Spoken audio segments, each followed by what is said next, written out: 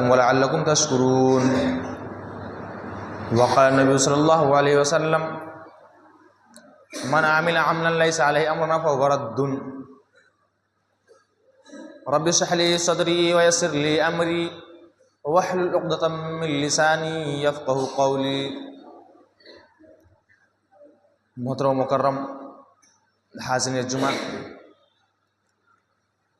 رب العالمین کا بہت شکر و احسان ہے کہ رب العالمین نے ہمیں ایک عظیم الشان مہینے کے اندر داخل فرمایا اور رفتہ رفتہ یہ مہینہ ہم سے نکلتا گیا، یہاں تک کہ ہم اس مہینے کے آخری چند دن کے اندر بچے ہوئے ہیں. رب العالمین سے دعا ہے کہ رب العالمین ہمیں رمضان کے وہ ایام جو ہی بچے ہوئے ہیں اس کو ہی پورا کرنے کی توفیق عطا فرمائے. یہ رمضان جو کہ اسلامی مہینوں میں سے ایک ہے، یوں تو ہر وقت اور ہر مہینہ رب العالمین کی بندگی، اس کی اطاعت اور اس کی فرما برداری کا ہے، اور ہر وقت، ہر موسم اور ہر مہینہ رب العالمین کی نافرمانیوں سے بچنے، اس کے عذاب سے ڈرنے اور رب العالمین سے امید رکھنے کا ہے.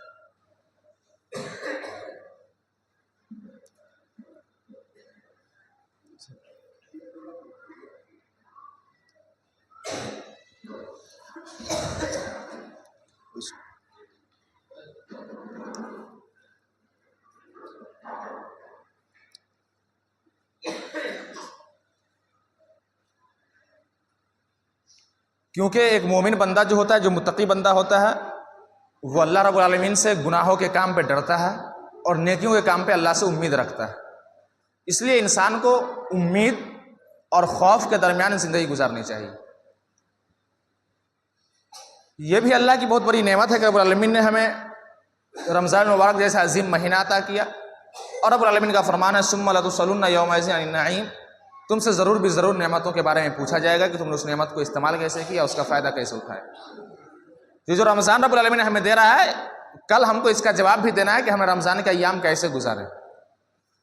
رمضان کے ایام میں ہم نے کتنے اچھے کام کیے، کتنے برے کام کیے، ان ساری چیزوں کے ایک ایک لمحے کا، ایک ایک سیکنڈ کا حساب دینا پڑے گا، کیونکہ یہ اللہ کی نعمت ہے نا، اور نعمت کے بارے میں اللہ تعالیٰ ضرور بھی ضرور پوچھے گا. اس لیے ہمیں بہت محتاط ہو کر رہنے کی ضرورت ہے. خطبہ جمعہ کے اندر مسلسل 3 جمعے میں آپ لوگوں نے رمضان کے مسائل، فضائل، احکام، آداب کے اوپر گفتگو سماعت فرمایا ہوگا. آج میں رمضان کے آخری ایام کے بعد جو دن شروع ہوتے ہیں، جس کو عید الفطر کہتے ہیں، اس کے اوپر میں مختصراً روشنی ڈالنا چاہوں گا. یہ عید، اللہ کے رسول صلی اللہ علیہ وسلم نے فرمایا کہ ہر قوم کے لیے عید کا کوئی نہ کوئی دن ہوتا ہے، اور ہمارے لیے عید کا دن عید الفطر اور عید الاضحیٰ ہے. ہر قوم کے اندر جو عید ہوتی ہے، ان کے جو تہوار ہوتے ہیں، وہ کسی نہ کسی دین، کسی نہ کسی شخصیت، کسی نہ کسی دیوی، کسی نہ کسی دیوتا سے جڑے ہوئے ہوتے ہیں. لیکن ہم مسلمانوں کی جو عید ہے، اس کا کانٹیکٹ اور اس کا کنیکشن ڈائریکٹ رب العالمین سے، کیونکہ رب العالمین نے فرمایا وَلِتُكْمِلُوا الْعِدَّةَ، تم جب گنتی پوری کر لو، مہینے کو پورا کر لو رمضان کے، تو رب العالمین کی تکبیر پڑھو. اور پھر حدیثوں کے اندر اس کی تشریح بیان کر دی گئی جو عید الاضحیٰ عید الفطر کے صورت میں ہم اور آپ مناتے ہیں. جب نبی اکرم صلی اللہ علیہ وسلم ہجرت کر کے مکہ سے مدینہ گئے تو وہاں کے لوگوں کو دیکھا کہ یہ لوگ سال میں 2 عیدیں مناتے ہیں. ایک عید کا نام تھا نیروز اور دوسرے کا نام تھا مہرجان. اللہ کے رسول صلی اللہ علیہ وسلم نے پوچھا کہ یہ کیا ہے، اس دن تم لوگ خوشیاں کیوں مناتے ہو؟ تو ان لوگوں نے جواب دیا، مدینہ کے لوگوں نے، کہ ہم لوگ سال میں 2 عیدیں مناتے ہیں، 2 مرتبہ خوشیاں مناتے ہیں. ایک جو سال کا پہلا دن ہوتا ہے، اس دن ہم عید کا دن مناتے ہیں اور اس کو نیروز کہتے ہیں، یوم نیروز.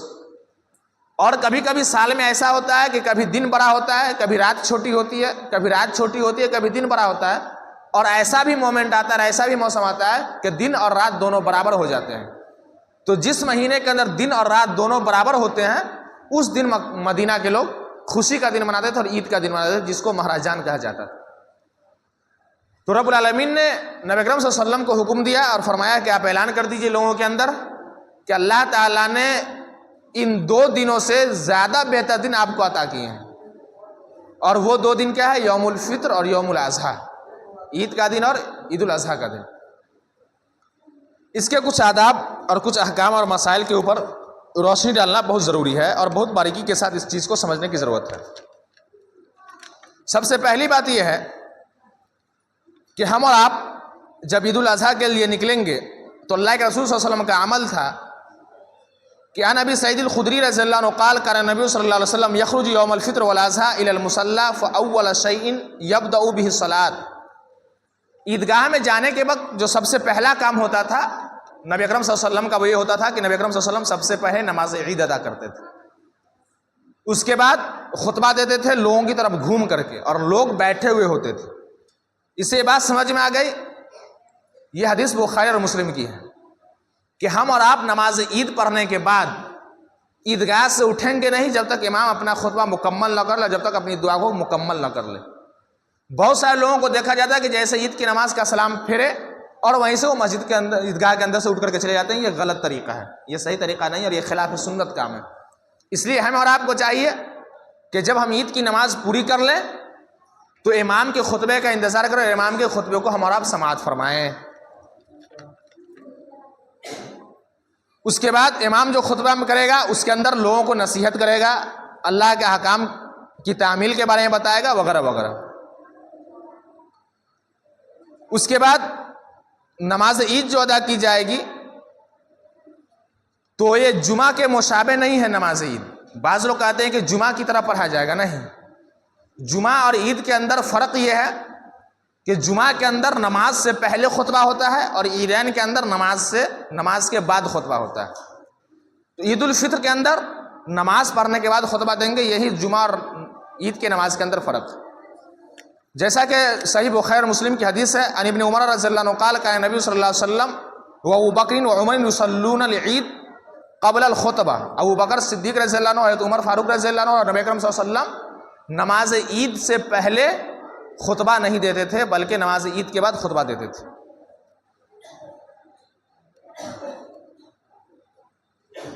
اسی طریقے سے بخاری اور مسلم کی روایت ہے کہ نہ تو نماز عید سے پہلے کوئی نماز ہے اور نہ تو نماز عید کے بعد کوئی نماز ہے۔ کچھ لوگوں کو دیکھا جاتا ہے کہ وہ عیدگاہ میں جاتے ہیں اور نماز پڑھنا شروع کر دیتے ہیں، پھر وہ بیٹھتے ہیں اور امام جب نماز شروع کرتے ہیں عید کی تب اس کو شروع کرتے ہیں۔ نہیں، یہ غلط طریقہ ہے۔ آپ نہیں پڑھ سکتے ہیں نماز عیدگاہ کے اندر امام کی نماز سے پہلے کوئی نماز اور نہ امام کی نماز کے بعد کوئی نماز۔ تو عیدگاہ کے اندر عید کی نماز سے پہلے کوئی نماز نہیں ہے اور عید کی نماز کے بعد کوئی نماز نہیں ہے۔ اسی طریقے سے عید کی نماز سے پہلے نہ کوئی اذان ہے اور نہ اس سے پہلے کوئی اقامت ہے۔ وقت متعین پہ جماعت کھڑی ہوگی اور امام نماز پڑھائے گا اور لوگ نماز پڑھیں گے، سلام پھیریں گے، خطبہ سنیں گے، اور اس طرح سے نماز مکمل ہوگی۔ اب بہت سارے لوگ یہ کرتے ہیں کہ فجر کی نماز عیدگاہ میں جا کر کے پڑھتے ہیں۔ کم سے کم اپنی بے غیرتی کے اوپر احساس کیجئے کہ ہم کتنے بے غیرت ہیں یا کتنے باغیرت ہیں، کہ عید کے دن بھی اگر آپ کو فجر کی نماز مسجد کے اندر جماعت کے ساتھ نصیب نہیں ہو رہی ہے تو ہم کس درجے کے مسلمان ہیں اور ہمارا لیول کیا ہے دین اور اسلام کے حساب سے۔ تو عیدگاہ کے اندر نہ تو نماز سے پہلے آپ کوئی نماز پڑھ سکتے ہیں، عقل مندی نہیں دکھانی ہے کہ پڑھ لیے تو حرج کیا ہے۔ حرج یہی ہے کہ وہ کام نبی اکرم صلی اللہ علیہ وسلم سے ثابت ہی نہیں ہے۔ من عمل عملا لیس علیہ امرنا فہو رد۔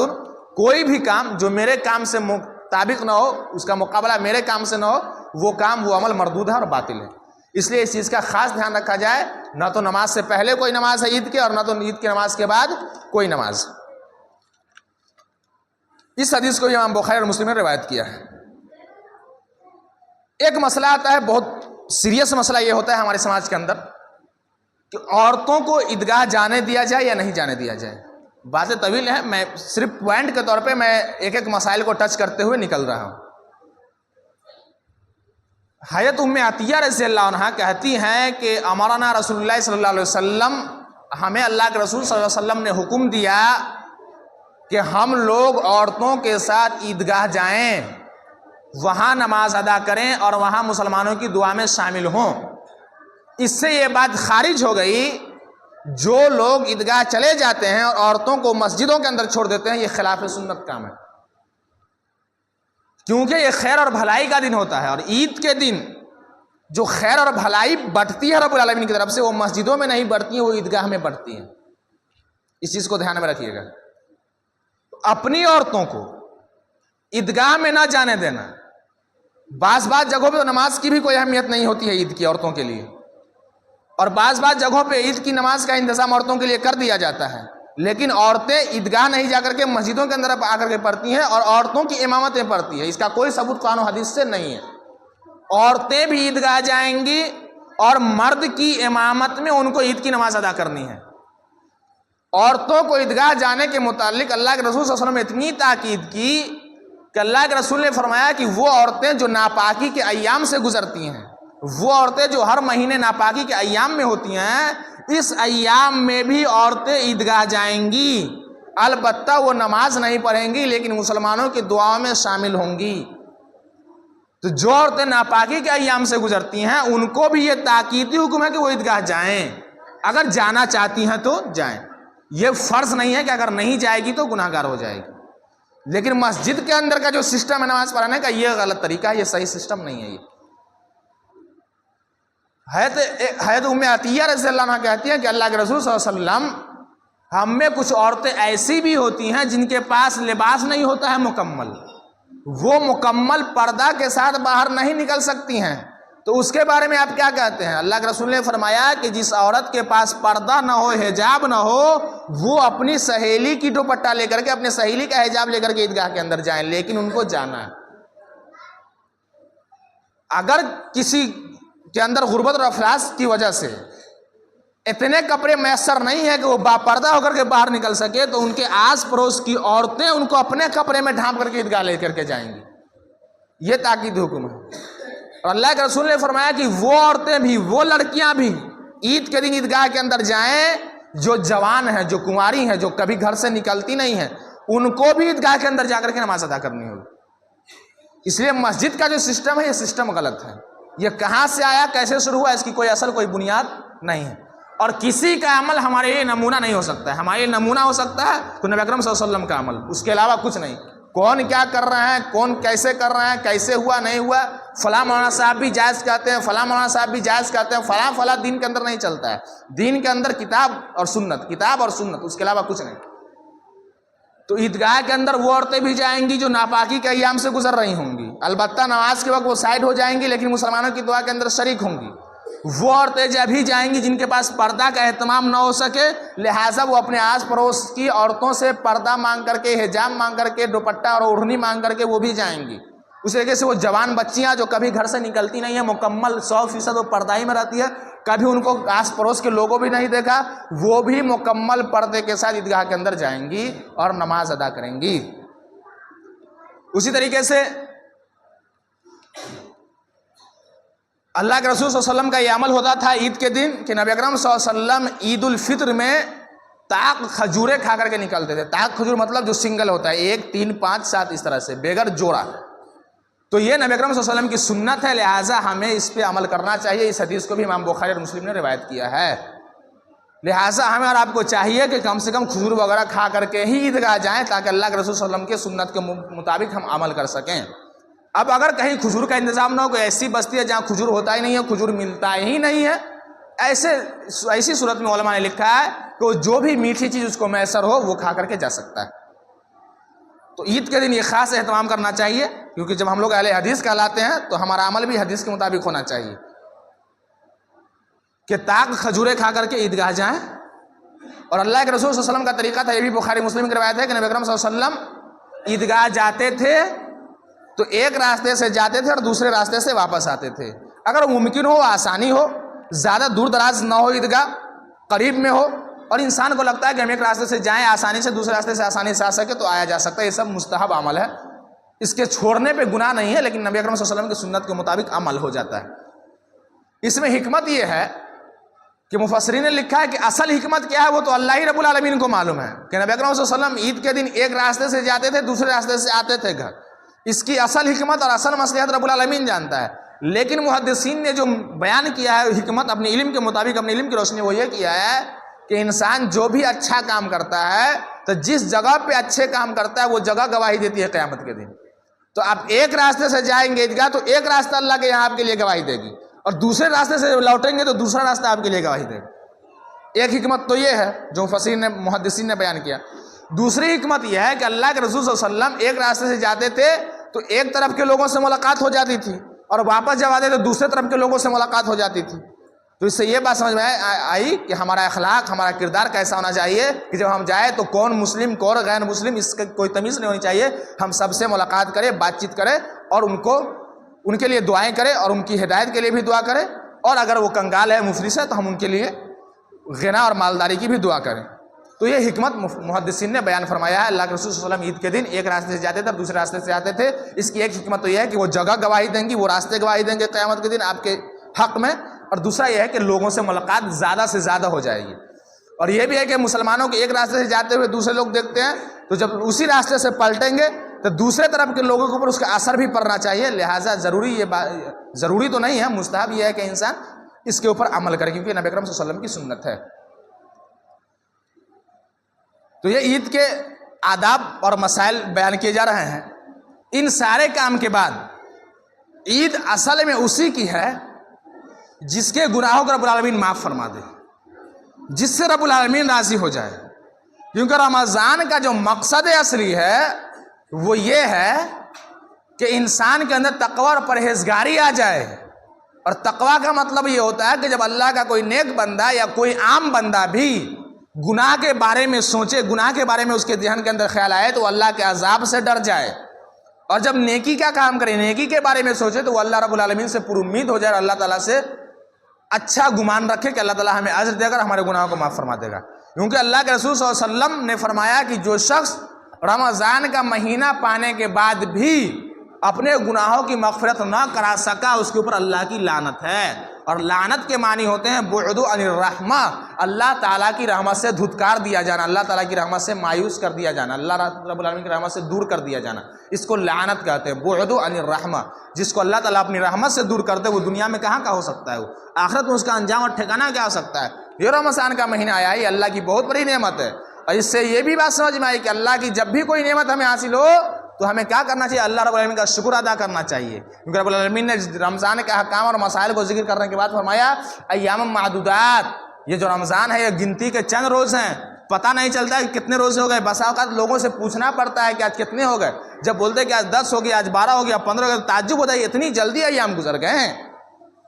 تو ایام معدودات یہ گنتی کے چند روز ہیں، اس کو بھاری بھرکم نہ لیا جائے، اس کو بوجھ نہ بنایا جائے، یہ انگلی پہ گنتے گنتے چلے جائیں گے، پتہ تک نہیں چلے گا کہ یہ مہینہ کیسے آیا کیسے چلا گیا۔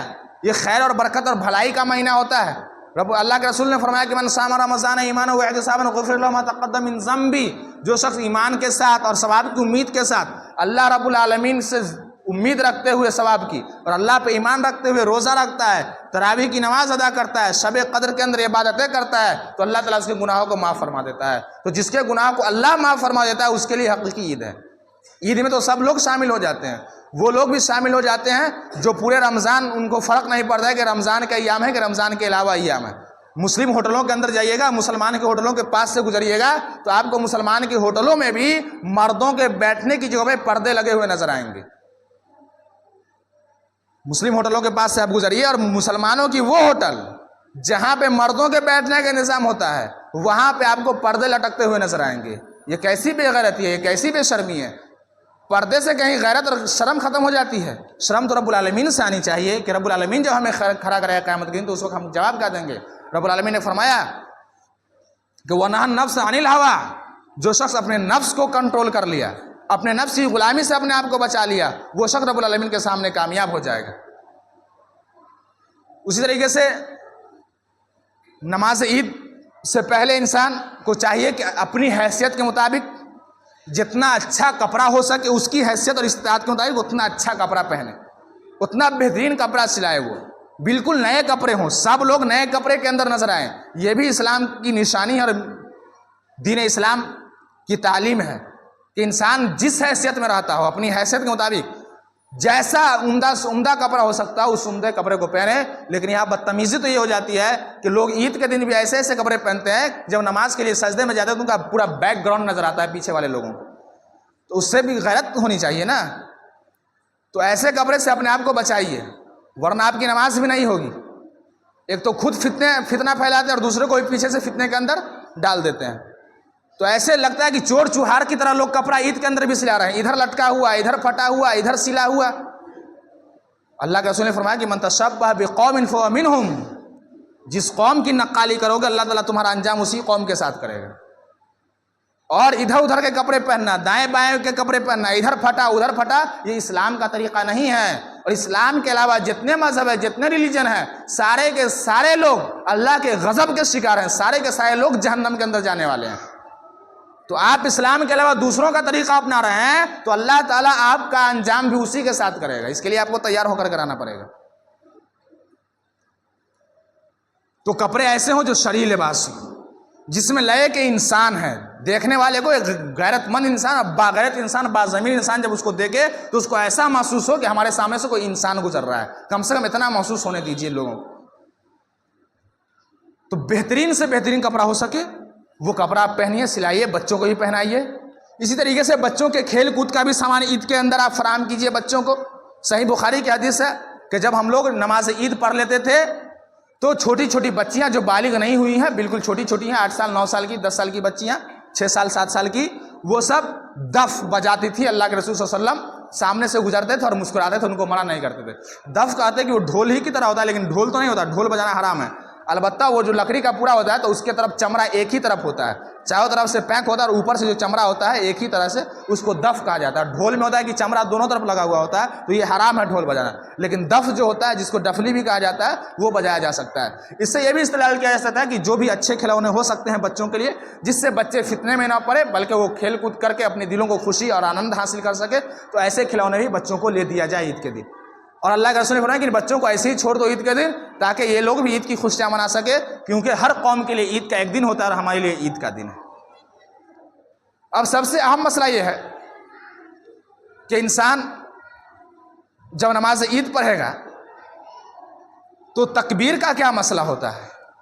دیکھیے اس کے اندر بہت سارے اختلافات ہیں, الگ الگ روایتیں آئی ہیں, لیکن عام طور پہ جو امت کا اجماع ہے اور قرآن و حدیث سے جو سب سے مضبوط ترین دلیل ہے اور حدیث ہے, وہ یہ ہے کہ اللہ کے رسول صلی اللہ علیہ وسلم تکبیر تحریمہ کے بعد 7 تکبیر پڑھتے تھے, 7 مرتبہ اللہ اکبر کہتے تھے. اس میں رفع الیدین بھی کرنا ہے, اور دوسری رکعت میں 5 دفعہ تکبیر پڑھتے تھے. تو اس طرح سے 12 زائد تکبیر ہو گئی. تو کیا کرنا ہے کہ وہ بھی قرات سے پہلے, سورہ فاتحہ سے پہلے امام اللہ اکبر کہے گا, نیت باندھے گا. تو یہ تو تکبیر تحریمہ ہو گئی. تو اللہ اکبر کہہ کر کے جو ہاتھ باندھا ہے انسان ایسے, تو یہ تکبیر تحریمہ, یہ تو واجب ہے. اس کے بعد 7 تکبیر ہے. اس کے بعد پھر امام کیا پڑھے گا, سورہ فاتحہ پڑھے گا, اور مقتدی کو بھی پیچھے سے سورہ فاتحہ پڑھنا ہے امام کے ساتھ ساتھ آہستہ سے اپنے دل کے اندر, کیونکہ لا صلاۃ لمن لم یقرأ بفاتحۃ الکتاب, سورہ فاتحہ پڑھے بغیر کوئی نماز ہی نہیں ہے. تو ہمیں اور آپ کو کیا چاہیے کہ جب امام سورہ فاتحہ پڑھے تو ہمیں بھی امام کے ساتھ ساتھ سورہ فاتحہ پڑھنا چاہیے, اور جب امام والا ظالین کہے تو ہمیں اور آپ کو آمین کہنا چاہیے, کیونکہ اللہ کے رسول نے فرمایا کہ آمین تم لوگ زور سے بولا کرو مسجدوں کے اندر نماز کے وقت, کیونکہ یہودی جو گزرتے ہیں نا تو ان کے دل جلتے ہیں تمہارے آمین بولنے سے, تو ان کو اور جلاؤ. اور فرمایا کہ کچھ لوگ اس امت کے اندر ایسے بھی آئیں گے جو آمین سے ویسے نفرت کریں گے جیسے یہودی آمین سے نفرت کرتے ہیں. آج ہے کہ نہیں ہے, اور خود کو لوگ مسلمان بھی کہہ رہے ہیں. یہ تعجب کی بات ہے کہ آمین سے نفرت بھی ہے ان کو, اور کہہ رہے ہیں کہ ہم ہی مسلمان ہیں. تو ایک دم سادہ جملہ میں سمجھ لیجئے کہ نماز عید کیسے پڑھنی ہے. تکبیر تحریمہ کے بعد 7 تکبیر, اس کے بعد سورہ فاتحہ, اور امام جو سورہ پڑھے گا اس سورہ کو خاموشی کے ساتھ سننا ہے. اس طریقے سے کمپلیٹ ہوگی قرات. پھر رکوع ہوں گے اور سجدے ہوں گے, پھر دوسری رکعت کے امام کھڑے ہوں گے, اور اس کے بعد 5 تکبیر ہوں گی, پھر سورہ فاتحہ پڑھی جائے گی, اور پھر سورہ پڑھی جائے گی, اور اس کے بعد امام سلام پھیرے گا, اور اس طرح سے آپ کی نماز مکمل ہو جائے گی. اب سوال یہ ہے کہ اگر کسی آدمی کی نماز چھوٹ جائے, سواری کا مسئلہ ہے, اس کی گاڑی کہیں پھنس گئی, جام میں لگ گیا, کچھ ہو گیا, بہت سارے عذر ہو سکتے ہیں, تو وہ عیدگاہ میں اگر پہنچا اور امام نے پہلی رکعت شروع کی اور وہ پہلی رکعت میں پہنچا, لیکن دیکھ رہا ہے کہ امام صاحب 3-4 تکبیر پہلے پڑھ چکے تھے, تو اب کیا کرنا ہے؟ اب اس کو کچھ کرنا نہیں ہے، آ کر کے نماز میں شامل ہو جانا ہے، اور امام اگر سورہ پڑھ رہا ہو تو ہمیں سورہ فاتحہ پڑھ لینی ہے، اور باقی نماز جو امام جیسے پڑھے گا ویسے پڑھیں گے، اور ہم سلام پھیریں گے، ہماری نماز مکمل ہو جائے گی، ہماری جو تکبیر چھوٹی اس کو دہرانے کی ضرورت نہیں ہوگی۔ یہ ایک طریقہ ہوا کہ ایک آدمی عیدگاہ آیا، امام پہلی رکعت شروع کر چکا ہے، 3-4 تکبیر ہو گئی ہے، کیونکہ 7 تکبیر پڑھنا ہے، لیکن اس کو جتنا میسر ہوگا، جتنا ملے گا امام کے ساتھ اتنا ہی پڑھے گا، تو ایک رکعت تو ایسے مکمل ہو گئی، دوسری رکعت تو مکمل ہونی ہی ہے، اور پھر سلام پھیرے گا امام کے ساتھ، نماز مکمل ہو جائے گی۔ دوسرا طریقہ یہ ہے کہ ایک شخص ایسے وقت میں عیدگاہ پہنچا کہ امام نے ایک رکعت مکمل کر دیا اور دوسری رکعت کے لیے کھڑے ہو گئے، مطلب ایک رکعت اس آدمی کی چھوٹ گئی، تو کیا کرے گا؟ اس کو کرنا یہ ہوگا کہ وہ امام کے ساتھ جو رکعت مل رہے اس کو پڑھے گا، اور امام کے سلام پھیرنے کے بعد وہ کھڑا ہو کر کے ایک رکعت پڑھے گا اور زائد تکبیر بھی کہہ لے گا۔ یہ دوسری صورت ہو گئی۔ تیسری صورت یہ ہو گئی نماز چھوٹنے کی کہ جب عیدگاہ میں پہنچا آدمی تو امام صاحب سلام پھیر چکے تھے۔ اب ایسی صورت میں کیا کرے گا؟ ایسی صورت میں کرے گا کہ دیکھے گا وہ کہ اور کچھ لوگوں کی نماز چھوٹی ہوئی تو نہیں ہے۔ اگر دیکھ رہا ہے کچھ لوگ اور ہیں جن کی نماز چھوٹی ہوئی ہے تو سارے لوگ ایک جگہ جمع ہو جائیں گے، اور اس میں سے کوئی امام ہو جائے گا، وہ عید کی نماز پڑھا لے گا اور اس کی عید کی نماز ہو جائے گی۔ اور اس کے علاوہ چوتھا طریقہ یہ ہے کہ ایک آدمی دیکھ رہا ہے کہ کوئی آس پاس کے لوگ بھی نہیں ہیں جن کی نماز چھوٹی ہوئی ہے، میں اکیلا ہوں، تو وہ اپنے بیوی بال بچوں کے ساتھ جو گیا ہے عیدگاہ کے اندر، تو وہ اپنے بچوں کے ساتھ مل کر کے نماز پڑھ لے گا، وہ امام بن جائے گا اور بچے جو ہے مقتدی بن جائیں گے۔ لیکن پڑھنے آئے گا تب تو اصل مسئلہ تو یہ ہے، یہاں باپ کے جنازے کو لوگ 1 ہفتہ روک کر کے رکھ دیتے ہیں، 5 دن روک کر کے رکھ دیتے ہیں، کس بیٹے کے لیے جس کو نماز کی دعا بھی یاد نہیں ہے، جنازے کے اندر کیا پڑھا جاتا ہے؟ تو پڑھنے بھی تو آنی چاہیے نماز۔ تو اپنے بال بچوں کے ساتھ کیا کرے گا؟ نماز پڑھ لے گا۔ جو عورتیں ہوں گی وہ پیچھے ہوں گی، جو لڑکے ہوں گے بچے ہوں گے وہ آگے ہوں گے، اور وہ امام سب سے آگے ہوگا، اور اس طریقے سے جیسے عید کی نماز ہوتی ہے ویسے پڑھ لے گا۔ لیکن اب آخری صورت یہ ہو سکتی ہے کہ وہ شخص عیدگاہ میں اکیلے ہی گیا، اس کے ساتھ نہ بچے ہیں نہ اس کی بیویاں ہیں، کوئی نہیں ہے، اور آس پاس کسی کی نماز چھوٹی بھی نہیں، وہ اکیلا ہی ہے۔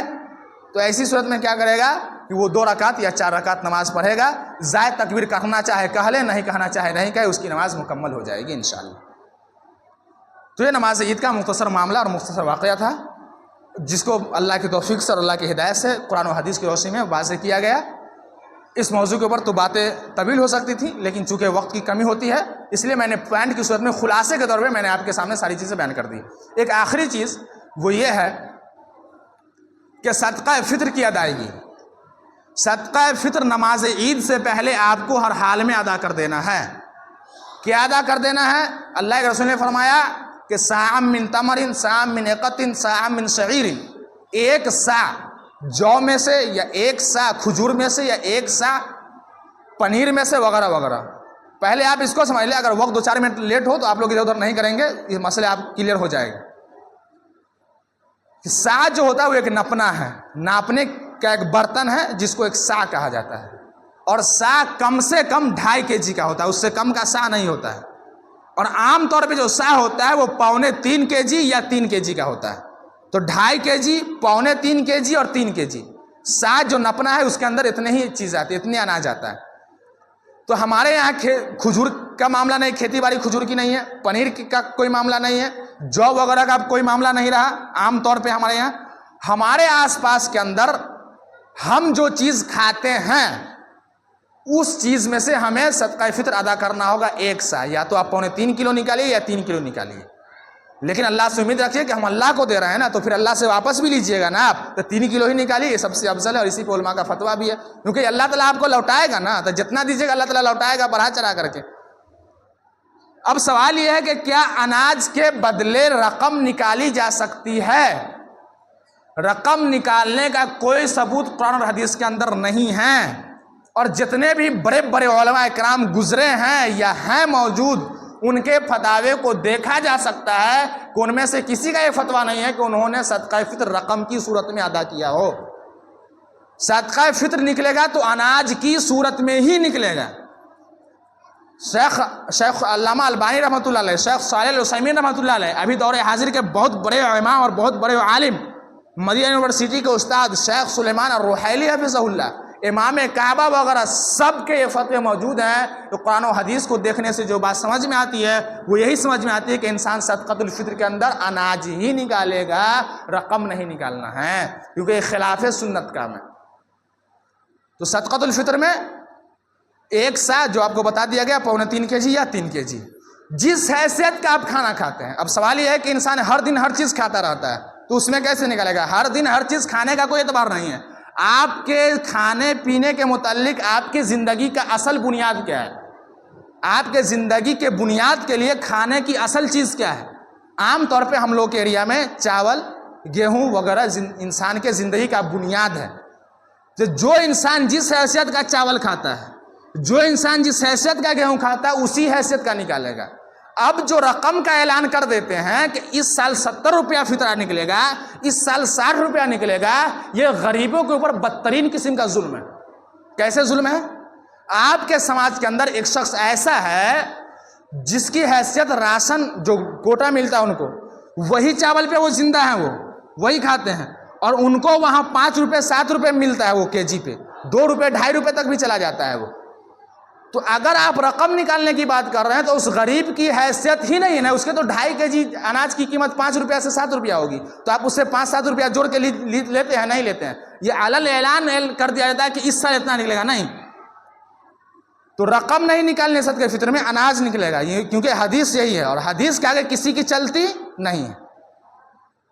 ایک انسان ہے جو 100 روپے kg والا چاول کھاتا ہے، تو اس کو 100 روپے kg والا ہی چاول نکالنا ہوگا، وہی گیہوں نکالنا پڑے گا صدقۃ الفطر کے اندر، اس کو دینا ہوگا. اب اگر پیسہ دینا چاہتے ہیں آپ اس کے اپنے حساب سے آپ اس اناج کے ساتھ کچھ پیسے بھی لگا دیجئے، جو آپ کی طرف سے ہوگا، صدقہ ہوگا، عام نفلی صدقہ ہوگا، اللہ تعالیٰ اس کو آپ کا ثواب دے گا، اجر دے گا. تو اس چیز کا خاص خیال رکھا جائے. اور یہ نمازیں عید سے پہلے ادا کر دینا لازمی ہے، کیونکہ صدقۃ الفطر کی اہمیت رمضان میں اسی طرح ہے جو اہمیت نماز کے اندر سجدہ سہو کی ہے. کیونکہ نماز کی کمی بیشی کو، نماز کے نقص کو سجدہ سہو پورا کر دیتی ہے، اسی طریقے سے روزے کے اندر جو انسان سے کمی بیشی ہوتی ہے وہ صدقۃ الفطر اس کو پورا کر دیتا ہے. یہاں تک کہ جو بچہ نماز عید سے پہلے پیدا ہوا ہے اس کی جانب سے بھی نکالنا ہوگا، ایک سا جو آپ کھاتے ہیں اس میں سے. تو یہ بنیادی مسائل جس کو میں نے بیان کرنا آپ کے سامنے ضروری سمجھا تاکہ بہت سارے شکوک اور بہت سارے شبہات دور ہو جائیں. اللہ رب العالمین سے دعا ہے کہ رب العالمین ہمیں کتاب و سنت کے مطابق عمل کرنے کی توفیق عطا فرمائے، اور جب قرآن و حدیث کی صحیح بات آ جائے تو ہمیں اسی بات کو ماننے کی توفیق عطا فرمائے. ہمیں دائیں بائیں کی طرف دیکھنے کی ضرورت نہ فرمائے کہ فلاں صاحب یہ کر رہے ہیں، فلاں صاحب یہ کر رہے ہیں. وَأَقُولُ قَوْلِي هَٰذَا وَأَسْتَغْفِرُ اللَّهَ لِي وَلَكُمْ وَلِسَائِرِ الْمُسْلِمِينَ وَالسَّلَامُ عَلَيْكُمْ وَرَحْمَةُ اللَّهِ وَبَرَكَاتُهُ.